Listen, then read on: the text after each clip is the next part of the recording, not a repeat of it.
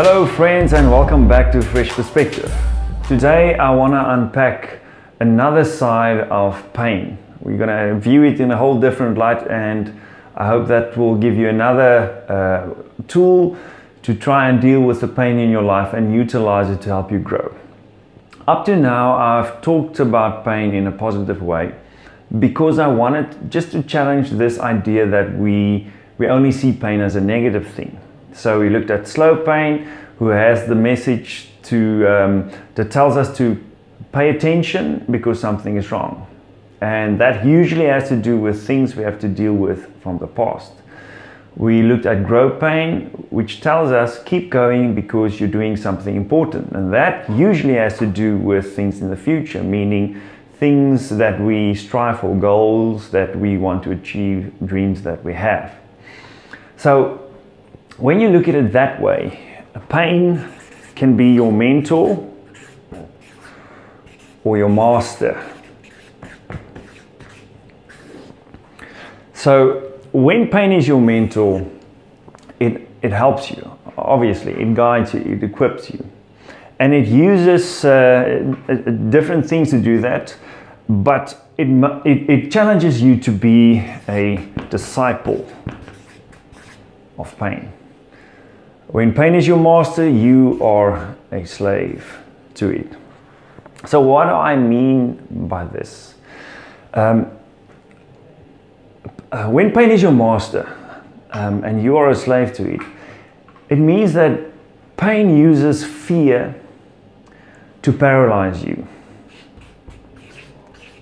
And mostly it's got to do with two kinds of fear, or two things we fear. Either rejection or failure. Those are the most common things that we fear that paralyze us. So it stops us from taking action because it paralyzes us. And that inaction disconnects us. It disconnects us from our past, and it disconnects us from our future, and actually also disconnects us from the present. Because when you are paralyzed and you don't take action, you can't connect. You can't connect with yourself or other people or any part of your life. And obviously there's a whole gradient in terms of the extent that we do this.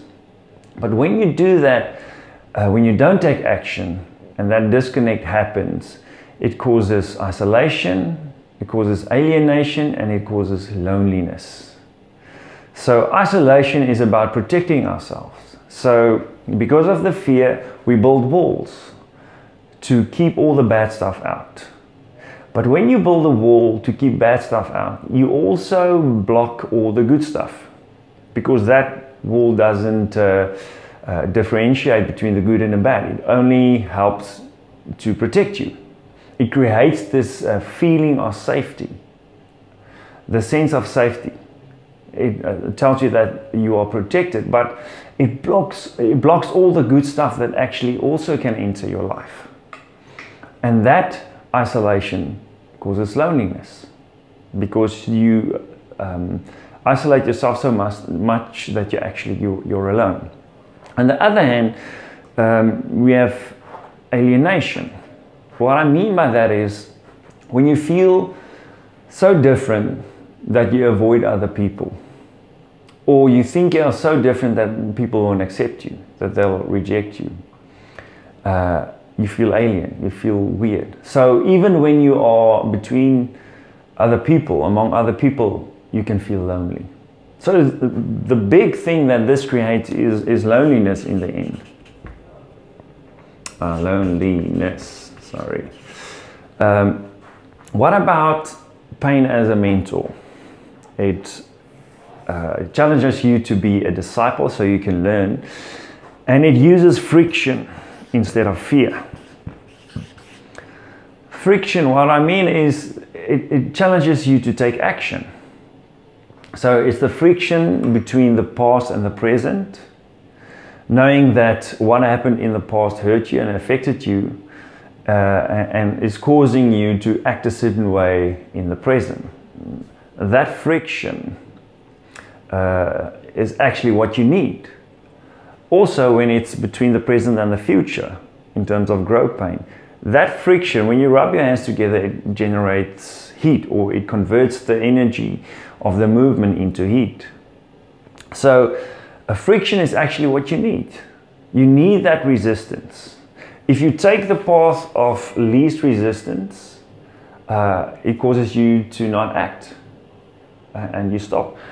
On this side, you embrace the friction. You understand that it's hard. There will be resistance, and you need that resistance to grow and to heal. So you embrace it. So ultimately, what I'm challenging you to do today in this session is to take action. Choose to be a disciple. Choose to make pain your mentor instead of being a slave and allowing pain to be your master. Because it tells you that it's keeping you safe, but actually it's isolating you, alienating you, and causing you to feel alone.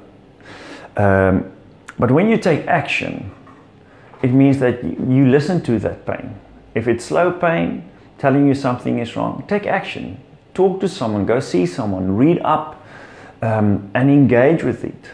Feel those feelings that you need to feel, even though it's not pleasant, it's bad feelings. But by feeling them, you are actually dealing with the pain, you're extracting those lessons, and you always have a choice in that. When it comes to growth pain, the future, take action. If there's a dream that you want to pursue, break it up in small steps and just challenge yourself to take that one little step today. There will be resistance, there will be friction, and you need that. That's good. That's what generates the growth and the healing when you do that. Well, once again, thank you for joining me. I hope this gives you another look at life, and especially pain, and equips you to better deal with it. I'll see you again next time. Cheers.